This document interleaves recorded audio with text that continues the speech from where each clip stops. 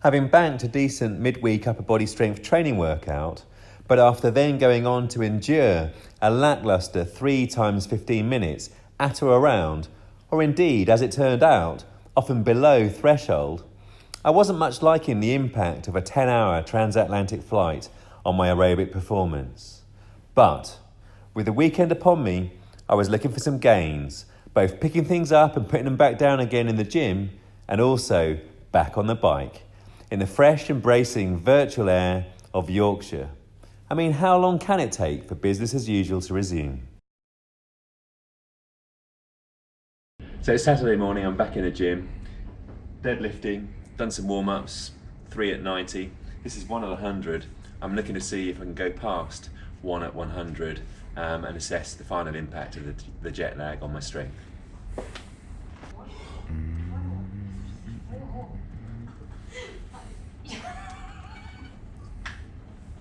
Get up. Nice. 105 for 1.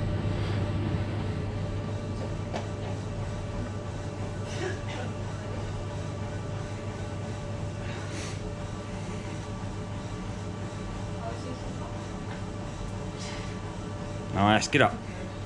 Good man. Beautiful.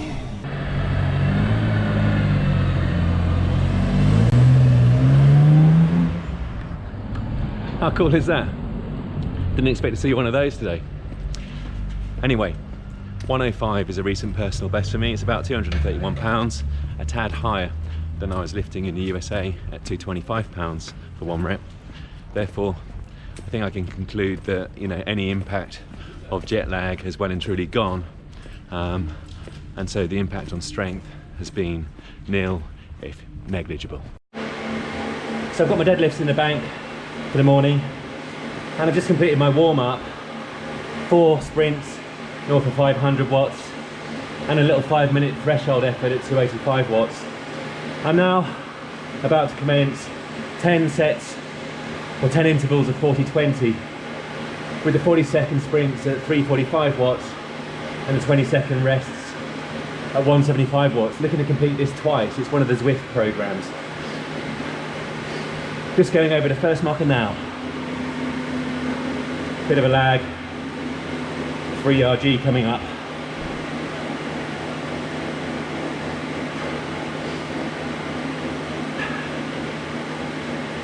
Obviously I did 365 watt intervals times 4 into threshold at 285, but I'm guessing that adding a further 6 40-second intervals is going to make life very challenging indeed.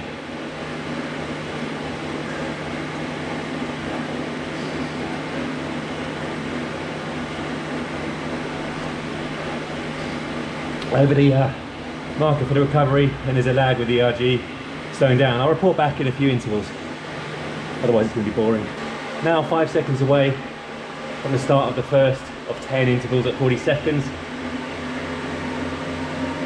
Hours coming up. A bit more of a lag than normal here.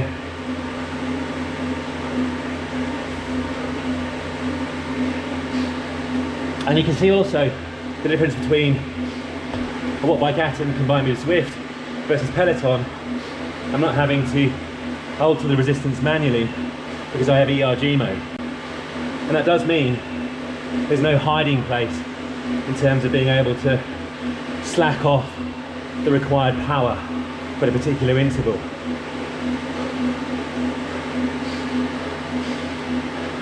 Back down to 20-second recovery. But I do find there's a bit of a lag with the ERG mode in terms of it getting up to the required resistance for you to hit your power.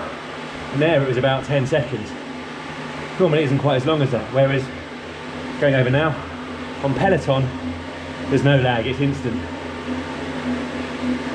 Of course, if I wasn't using ERG on the watt bike and just manually changing the gears, it'd be a lot quicker. But then I'd find it harder to hit the exact resistance. So you can get the same effect as on Peloton by simply turning off ERG mode.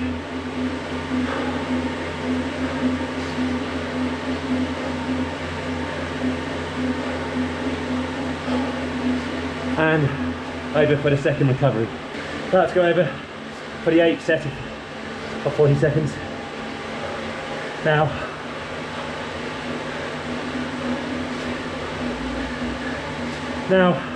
Brody Chapman advised the 40-second intervals at 130% of FTP rather than 122%. However, she was advising 5 at a time. And also, under Zwift, based on my FTP, they'd have put the intervals at about 3:15, which felt too easy. So I felt this was a good middle ground. And back for the 20-second recovery.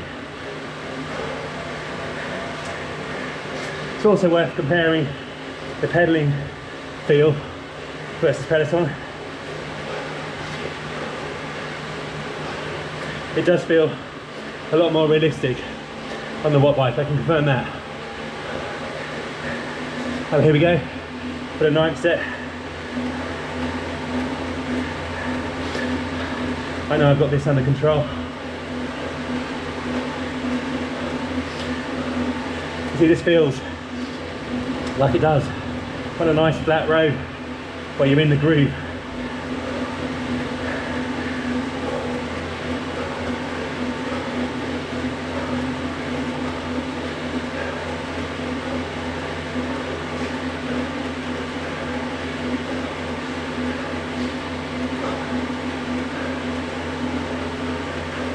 I'm back for the 9th set of recovery. Legs are hurting.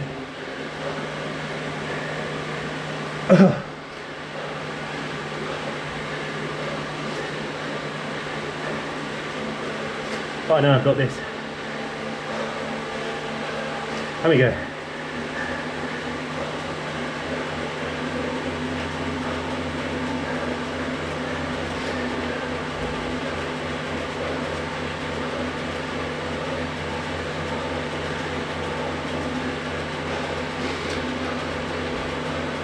Heart rate's no higher, it's about 171, well, a tad higher. Good pump in the legs.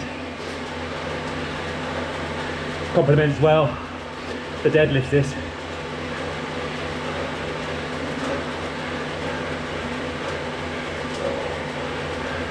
I'm back over for recovery. It felt good.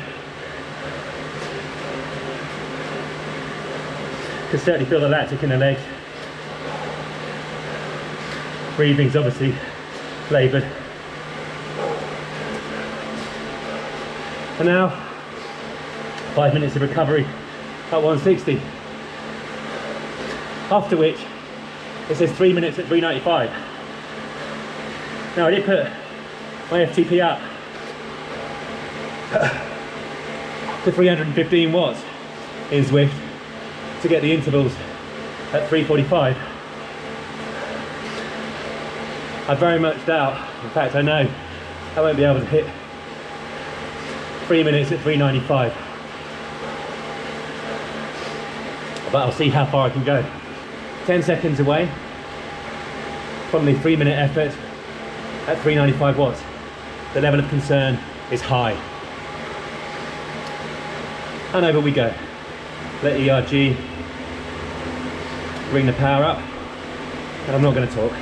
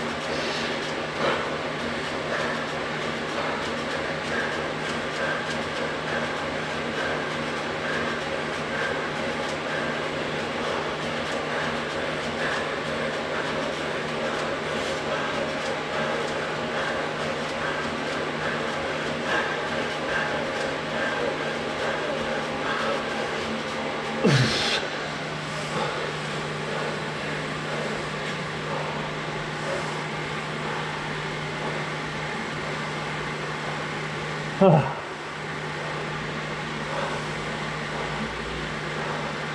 Oh, 2.5 minutes. Yeah, more power, cheers. Oh. Yeah, emotional. Well, on the back of the preceding 50 minutes, I'm pretty happy with that. It's the first time really I've gone beyond 2 minutes 15 at just shy of 395 watts. So it's good to have banked it. And I think I can conclude that the impact of the jet lag has well and truly washed its way through 6 days on. And so training can resume as normal. And in summary, I guess, it's been clear to me that the jet lag has had a greater impact on my aerobic fitness than my anaerobic fitness and my strength in the gym. I'm not sure why that is. I might have to do a bit of research on that. Anyway, for the aficionados of watts, revolutions and BPM, please do check out my stats on Zwift Companion. And in the meantime, none of this is advice. You do whatever it is that you want to do, but whoever you are and whatever you do, please remember to live, thrive and subscribe.